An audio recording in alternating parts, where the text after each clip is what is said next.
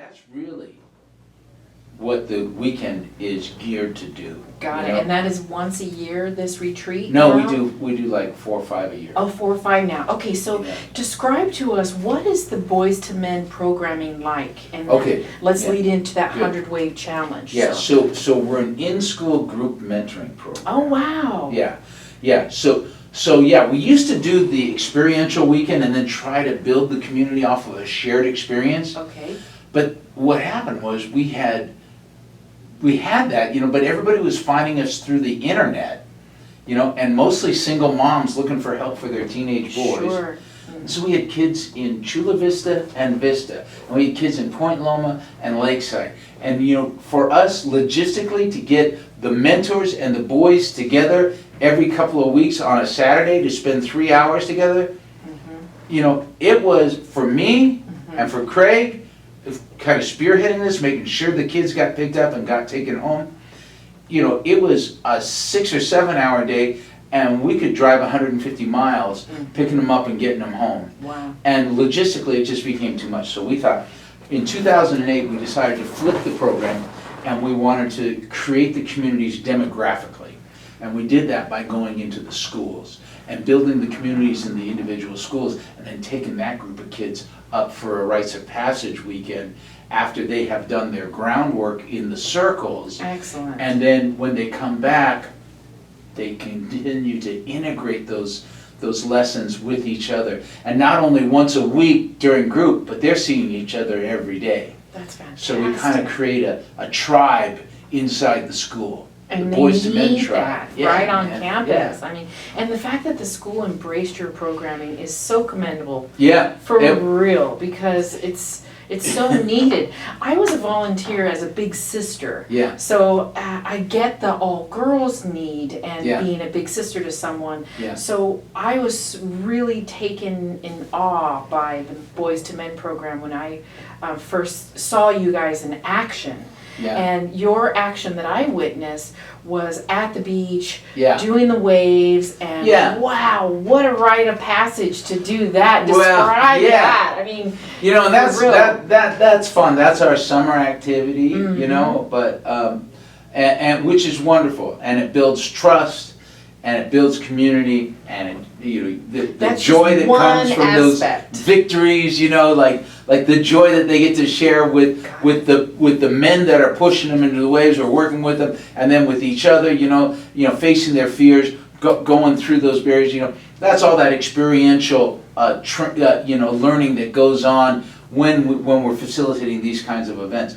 But in the school circles, okay, and we just found the right guy at the right school that said, this is exactly what this school needs. And he conceptually, he understood, the idea of the sacred masculine, of a rites of passage, of initiation. He understood that those were important elements of being a good man. And you needed to understand, those dynamics so that you can integrate them and apply them in your life. So when I described to him who we were and what we did, he said, this is exactly what this school needs. When can you start? Right. Can I ask what school this was? Yeah, it was Spring Valley Middle. Now it's Spring Valley Academy, and this was in 2008. And it was Bruce Crenshaw, who's now on our board of directors for Boys to Men, Oh, that cool. that opened that door and got us in. And we've never done any marketing. We've done no advertising for this program. Every school that comes on board, it's all been word of mouth. That is fantastic. And we started in one school, and by the end of that first year, we were in 3 schools. And then the next year, we were in 6. And anyway, before COVID, we were in 36 schools. We were running 68 circles a week. Wow. We had a staff of 14. We had 125 volunteers. We had 850 boys enrolled countywide. We had another 300 boys that weren't officially enrolled, but we never say no. If you want to come in, sit down. Let's hear what's going on. Let's do it. So this in-school group mentoring process, the way it works is we introduce these real-world issues: divorce, death, alcoholism, gangs, abuse, betrayal, And the men share authentically to kind of to set the bar and create the liminal space and the safety in the circle where they're exchanging, experiences. And they'll talk about what happened to them. And when the boys hear the men being honest and authentic, they feel safe enough. We open it up to the boys start talking about what's happened to them. That's great. Yeah, and when they start talking about what's happened and how they felt, and then the choices they made, the price they paid for those choices, and it's like, dude, is this what you want? Right. And we help them identify what they really want. And when they can identify what they want, you say, well, what do you have to do different? And what's one thing you can do different this week? And when they make those new choices, our job is to give them support and accountability around those choices. And I'll give you an example. Like a lot of these guys know that they're little assholes to their mom, and they don't feel good about it. They don't want to be jerks, but they're angry. They got all this unresolved anger and grief, and they're walking around and they're pissed off, and like mom is safe dumping ground for transference of all this anger to mom. Give it all to mom, because she'll never leave me, right? And so, but they know that that's not fair, and they're starting to identify what happened to them. They're starting to connect the dots. Oh, I would like a better relationship with my mom. Okay, what are you willing to do different? Instead of being a jerk to her when she comes home, I'm going to ask her how her day was. Okay, great. When are you going to do that? I'm going to do that tomorrow or today. Okay, great.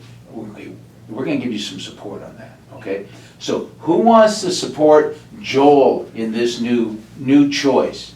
Interesting. I got you, Joel. Okay, hey, today's Tuesday. I'm going to text you on Thursday to see if you're checking in with your mom. Okay, great. So we set up that support. So Thursday rolls around. Hey, Joel, have you checked in with your mom? No, man, thanks. I'll do that tonight. Or, yeah, okay, great. So then the following week, we do a check-in and we do a round of accountability. Joel, you said you wanted a better relationship with your mom. You said you were going to ask her how her day went. Did you do that? Yes, great. Tell us how that worked. Did you do that? No, great. Tell us how that worked. We suspend judgment. Nice. We just keep meeting the boys right where they are. What kind of man you want to be this week, Joel? Wow. And then when he makes a new choice, all right, who's going to support him in this choice?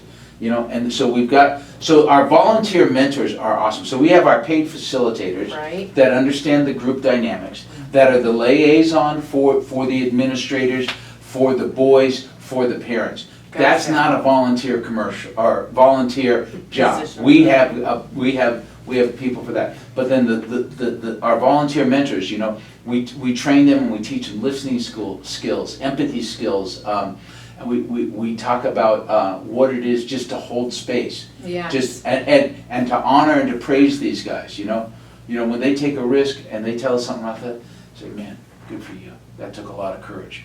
Right. Really honor your courage and your willingness. Good job, buddy. And anyway, so the volunteer mentors are there to offer the support and then the accountability. So week by week they're getting rid of their secrets, and they're making new choices, and they're getting support and accountability around those choices. And what happens is they start feeling better, and when they feel better, they do better. We don't do any tutoring, but we know that their grades come up. 1.25 grades, their attendance comes up, but the biggest thing we see is their discipline issues go away. Like they get reduced like 85, 90%. Like they got this weekly release valve where they can dump their stuff, be validated for their feelings, honored for their courage, thanked, and say, what kind of man you want to be this week? I love that. So I mean, it's not rocket science. Right. Yeah. We're empowering them, we're raising their self-worth, their self-esteem. They're actually raising it. We're just there holding the space, giving them the opportunity. Because one thing we never do is we never tell them what to do. We just tell them what we've done. That's important. And that's, for me, that's really where my AA thing comes in. AA, nobody told me what to do. They just shared their experience, strength, and hope, and suggested I do these steps, and then took me through them. That's really important to have that safe acceptance of where it is, because where people are, that's very rare these days, where among peers, each other, groups, so what a place to be and to learn from. That sounds like you get a lot of work done with these guys and get them ready. They're incredibly courageous, and they're kind of like dying to get rid of this stuff, Right. And look, we don't do 12-step work. This is not a 12-step program by any means, Right. But it is an honest program. Yeah. And it is about making new choices, and creating a pathway to the man that you want to be. Right. And so when they've done this groundwork in the groups, and identified the beliefs, the blocks, the issues, the events of their lives that have, created some of the behaviors that are hurting them and everyone around them. And when we think they're ready, we take them up to the mountain to take a deep dive. In group, we've got like an hour and a half, and if you got 15 kids, everybody's got like 5 or 6 minutes to share. But we come up to the range, and now we've got an entire weekend designed to take a deep dive into those beliefs, those issues, those events, and the whole weekend is designed to help the boys connect the dots back to from the behaviors that they're exhibiting to the events in their lives that created the feelings that led to the beliefs they held about themselves, that manifested those behaviors. And when they can connect the dots back, they can see, oh, that's why I'm doing this. And now instead of it being a survival mechanism or a defense mechanism or just how am I going to get through the day, it becomes a choice. Right. And they can choose something different. And so when we help them connect the dots in their lives and take say, dude, this wasn't your fault. You didn't ask, you're just trying to survive this, man. But now that what do you want to do different?